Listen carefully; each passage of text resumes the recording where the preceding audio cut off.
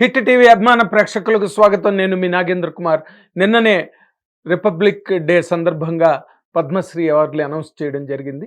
And అందులో అంటే మన వాళ్ళకి తెలుగు వాళ్ళకి అసలు పద్మ అవార్డ్స్ అనేవి ఎప్పుడు ఆకాశ కుసుమాల్లాగా అవి ఎప్పుడు అందవలసిన వాళ్ళకి ఎప్పుడు ఏ రోజున కూడా అంటే చాలామందికి వచ్చాయి.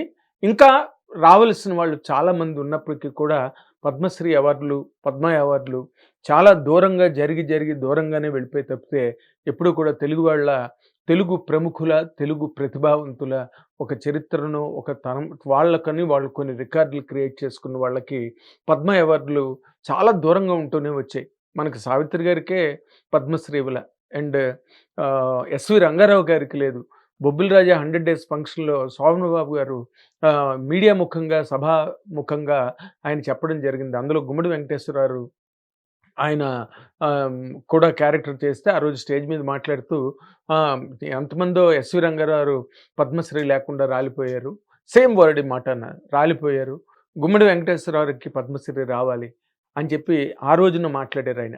అయితే పద్మ అవార్డులు ఎంతమందికో ఈ రోజుకి జయసుధ గారికి రాలేదు. అక్కడ హిందీలో 'ట్యాబు' గారికిచ్చారు. జయసుధ గారు ఆహ్, మనకి అంటే వరల్డ్ సినిమాలోనే ఆవిడ చేసినన్ని టైటిల్ రోల్ ఫిల్మ్స్ ఎవ్వరూ చేయలే. అంటే సహజ నటిగా ఆవిడకి చాలా గొప్ప పేరుంది. అటు కమర్షియల్ సినిమాలేంటి, 'శివరంజన్' లాంటి క్యారెక్టరైజేషను, క్యారెక్టర్ ఓరియెంటెడ్ ఫిల్మ్స్ అని ఎన్ని చేశారో జయసుధ గారు. కానీ ఆవిడకి ఈ రోజుకి పద్మశ్రీ రాలేదు. నిన్న కూడా అనౌన్స్ చేయలేదు. అయితే ఇక్కడ తెలుగు వాళ్ళందరూ ఆనందపడ్డానికి ఈసారి ఒక 2 పద్మ అవార్డులు మన తెలుగు వాళ్ళకి రావడం అన్నది మనం తెలుగు వాళ్ళగా మనం అందరం కూడా ఈరోజు రిపబ్లిక్ డే నాడు కొంచెం గర్వంగా సెలబ్రేట్ చేసుకోవచ్చు. అందులో నటకిరీటి రాజేంద్ర ప్రసాద్ గారు సినిమా పరిశ్రమలో అజాతశత్రువుగా పేరు పొంది నిర్మాతగా మంచి అద్భుతమైన సినిమాలు చేసి నటుడుగా ఎన్నో వందల సినిమాలు, కథానాయకుడిగా బోలెడు 100 సినిమాలు కంప్లీట్ చేసుకుని 100 సినిమాల కన్నా ఎక్కువ చేసి అండ్ క్యారెక్టర్ నటుడుగా ఒక ఒక విలువలు కలిగిన వ్యాపారిగా ఆయన చేసిన సేవలు రాజకీయ రంగంలో గానీ, లేపోతే సామాజిక సేవా రంగంలో గానీ ఎంతమందిని చదివించారు ఆయన. ఎంతమంది ఆయన దాతృత్వం వల్ల పెద్ద పెద్ద డిగ్రీలను అందుకున్నారు. ఇవన్నీ కలగలిపి మురళీమోహన్ గారికి కూడా పద్మశ్రీ అవార్డు ఇవ్వడం అన్నది మనం చక్కగా ఆనందంగా మనస్ఫూర్తిగా ఆనందించదగ్గ ఘట్టం ఇది. ఇందులో ముఖ్యంగా రాజేంద్ర ప్రసాద్ గారి గురించి చెప్పవలసింది ఏంటంటే నార్మల్‌గా వరల్డ్ సినిమాలో కామెడీ అనేది వేరు. కామెడీ ఎంటర్‌టైన్‌మెంట్ అన్నది దానికి ప్రత్యేకమైన కమెడియన్సు, ప్రత్యేకమైన ఎంటర్‌టైనింగ్ ఆర్టిస్టులు సినిమాల్లో ఉంటూ వచ్చారు. మనకు తెలుసు. ఎందుకంటే 'రేలంగి' గారికి పద్మశ్రీ వచ్చింది. అండ్ 'అల్లు రామలింగయ్య' గారికి పద్మశ్రీ వచ్చింది. ఆ బంచ్‌లో ఆ రోజున 'ఎన్టీ రామారావు' గారు, 'నాగేశ్వరరావు', 'ఘంటసాల' గారు అండ్ 'రేలంగి' గారు వీళ్ళకి పద్మ అవార్డులు వచ్చినాయి ఆ రోజుల్లో. తర్వాత రోజుల్లో మళ్ళీ 'అల్లు రామలింగయ్య' గారికి పద్మశ్రీ రావడం జరిగింది. అవి అన్నీ ఏంటంటే ఆ కేటగరీసు పద్మశ్రీ అవార్డులు అనగానే ఎప్పుడు కూడా అంటే కేటగారికల్ పెర్ఫార్మన్సెస్ అండ్ ఫిక్స్డ్ క్యారెక్టరైజేషన్స్‌కే పద్మ అవార్డులు రావడం అన్నది మనం తరచూ చూస్తూ వచ్చాం. ఎలాగా ఇప్పుడు 'రేలంగి' గారు full length comedian. 'Allu Ramalingaiah' గారు ఫుల్ లెంగ్త్ కమెడియన్. తర్వాత రోజుల్లో కూడా బ్రహ్మానందం గారికి పద్మశ్రీ వచ్చింది. అండ్ వాళ్ళందరూ కూడా ఒక పారాడైమ్‌ని క్రియేట్ చేసి కామెడీ అంటే ఇలా ఉండాలని వాళ్ళ కాలంలో ఒక అద్భుతమైన రికార్డులను క్రియేట్ చేసి వాళ్ళు లేకపోతే సినిమా లేదు. గోడ మీద రాసే పేర్లు కూడా చూసి అందులో 'రేలంగి' గారి పేరున్న, 'అల్లు రామలింగయ్య' గారి పేరున్న, బ్రహ్మానందం గారి పేరున్న చదివి మరీ నవ్వుకునేంత గొప్ప ఇమేజ్‌లు సంపాదించుకున్న కామెడీ ఆర్టిస్టులుగా వాళ్ళకి పద్మశ్రీలొచ్చాయి. అండ్ భారీ ఎత్తు బరువైన రోల్స్ చేయడం గానీ, లేకపోతే ఒక క్యారెక్టర్ ఆర్టిస్ట్‌గా పేరు తెచ్చుకున్న వాళ్ళకి, అలాంటి వాళ్ళకి హీరోలకి అంటే రికార్డ్సు వాళ్ళదని వాళ్ళ తాలూకా ఒక గొప్ప హిస్టరీని క్రియేట్ చేసిన హీరోలకి పద్మశ్రీలు రావడం అన్నది మనం చూస్తాం నార్మల్‌గా.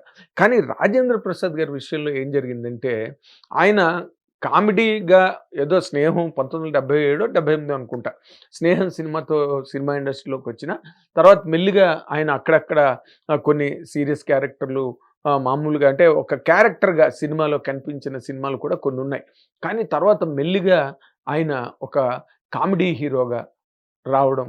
కామెడీ ద్వారా సినిమాలకి ఒక హీరోయిజం క్రియేట్ చేయగలిగిన లేదా క్రియేట్ చేయడానికి ఆయనకు అవకాశం దొరికినప్పుడు వాటిని అందిపుచ్చుకొని, వాటిని పండించి, రాజేంద్ర ప్రసాద్ సినిమాకెళ్ళాలి, రాజేంద్ర ప్రసాద్ సినిమాని మనం ఎంజాయ్ చేయొచ్చనే ఒక ట్రెండ్‌ని, ఒక ఒక ధోరణిని క్రియేట్ చేసిన హీరోగా రాజేంద్ర ప్రసాద్ గారికి చాలా మంచి ఒక ప్రయాణం సినిమా పరిశ్రమలో ఉంది. ఎందుకంటే మనం మనం నార్మల్‌గా హిందీలో గాని, మీరు ఇండియన్ లాంగ్వేజెస్‌లో ఎక్కడ చూసుకున్నా కూడా 'రాజేంద్ర ప్రసాద్' గారిలాగా ఒక కామెడీని హీరోయిజం చేసి, కామెడీకి హీరోగా, కామెడీ సినిమాలకు హీరోగా మంచి మంచి హిట్లు, పెద్ద పెద్ద హిట్లు చూసిన ఒక ఎంటర్‌టైన్‌మెంట్ హీరోగా, ఎంటర్‌టైన్‌మెంట్ హీరో అనలేము. ఎందుకంటే ఎంటర్‌టైన్‌మెంట్ అనేది వేరే. ఇది కంప్లీట్‌గా రాజేంద్ర ప్రసాద్ గారు చేసింది.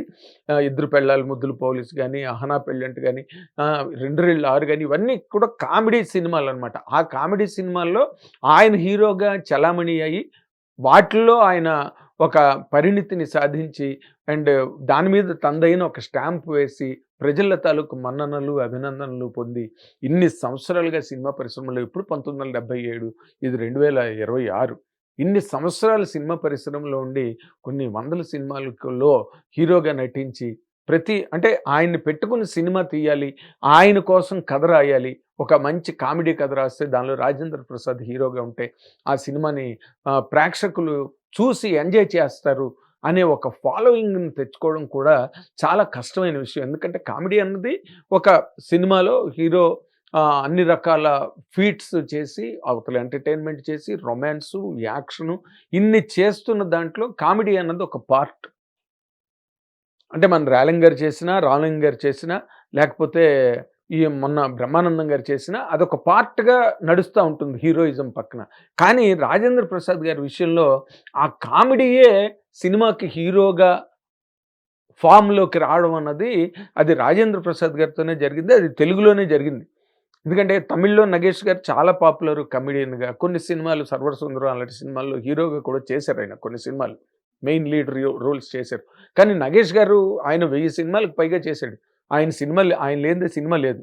అంటే మన 'రేలంగి' గారు, రామలింగ గారు, బ్రహ్మానందం గారిలాగా. కానీ ఆయనకి పద్మశ్రీ రాలా. ఏ లాంగ్వేజ్‌లోని 'రాజేంద్ర ప్రసాద్' గారు లాంటి ఒక యాక్టరు, అంటే కామెడీని హీరోయిజంగా నిలబెట్టిన ఒక నటుడు ఏ లాంగ్వేజ్ ఇండస్ట్రీలోని లేడు. మన ఒక్క తెలుగులోనే ఉన్నారు. అయితే ఈ రోజున 'రాజేంద్ర ప్రసాద్' గారికి పద్మశ్రీ రాగానే కొంతమంది కుహన మేధావులు, కొంతమంది ఏదో పడని వాళ్ళు ఉంటారు కదా! 10 మందిలో 9 మంది ఆనందించినా ఒక్కడైనా కనుబొమ్మలు చిట్లించేవాడు ఉంటాడు. అలాంటి వాళ్ళందరూ కూడా 'రాజేంద్ర ప్రసాద్‌కి కూడా పద్మశ్రీయా? ఏంటయ్యా ఇది?' అనే వాళ్ళ మాటలు నేను విన్నా. తప్పు మాటది. తప్పుగా మాట్లాడకూడదు. ఎందుకంటే ఆయన ప్రయాణం, ఆయన ఆయన డెడికేషన్ ప్రతి దానిలో ఆయన ఓకే. రెగ్యులర్‌గా ఇందాక నేను చెప్పినట్టుగా ఈ 'ఆహనా పెళ్ళంట' కైండ్ ఆఫ్ సినిమాస్ ఎన్నో చేశారు. వందల సినిమాలు చేసాడాయన.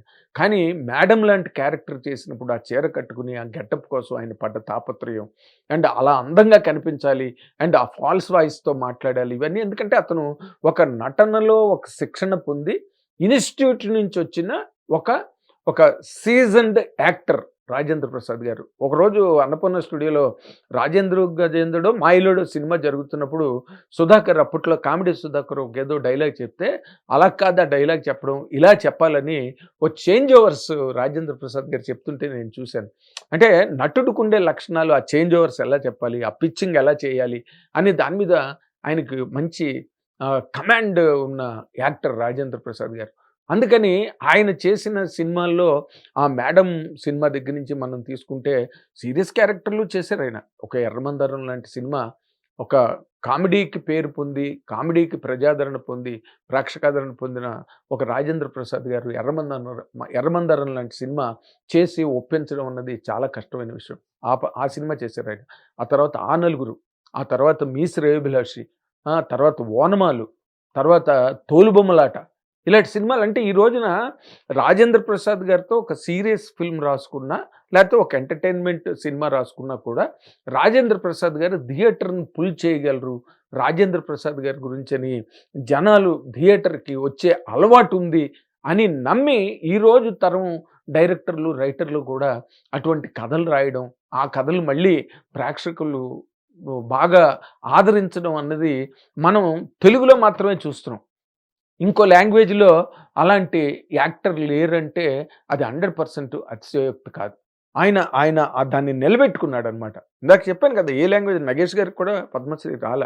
తర్వాత రోజుల్లో ఇప్పుడు అంటే ఈ కైండ్ ఆఫ్ మీ శ్రేయోభిలాష్ కానీ, లేకపోతే ఆ నలుగురు కానీ, ఇలాంటి సినిమాలు ఓ పక్కన చేస్తూనే మరో పక్క ఆయన అందరు హీరోలు ఇప్పుడు యంగ్ జనరేషన్లో ఒక మహేష్ బాబు కానీ, ఒక జూనియర్ ఎన్టీఆర్ కానీ, ఒక అల్లు అర్జున్ కానీ, ఎవరినైనా తీసుకోండి, ప్రతి సినిమాలోని ఆయనకని ఒక ప్రత్యేకమైన క్యారెక్టర్లు పెద్ద పెద్ద డైరెక్టర్లు కూడా రాసి పెట్టుకుంటున్నారు రాజేంద్ర ప్రసాద్ గారిని. ఎందుకంటే ఆ మేరకి ఆ సీన్లు, ఆ మేరకి ఆ కథాభాగం అవన్నీ కూడా పండుతాయి రాజేంద్ర ప్రసాద్ ఉంటే కనుక అని ఆ నమ్మడం, ఆ నమ్మకానికి తగ్గట్టుగా రాజేంద్ర ప్రసాద్ గారు అటువంటి పెర్ఫార్మెన్స్ని డెలివరీ చేయడంతో ఆయనకి ఇంత లాంగ్విటీ రావడం, ఈ లాంగ్విటీలో కూడా ఆయన ఎక్కడ బోరు కొట్టకుండా ఆ సినిమాలన్నింటినీ తన క్యారెక్టర్ల ద్వారా భుజాలకు ఎత్తుకోవడం అన్నది మనం చూస్తున్నాం. కాబట్టి రాజేంద్ర ప్రసాద్ గారికి రావడం అన్నది కూడా మనం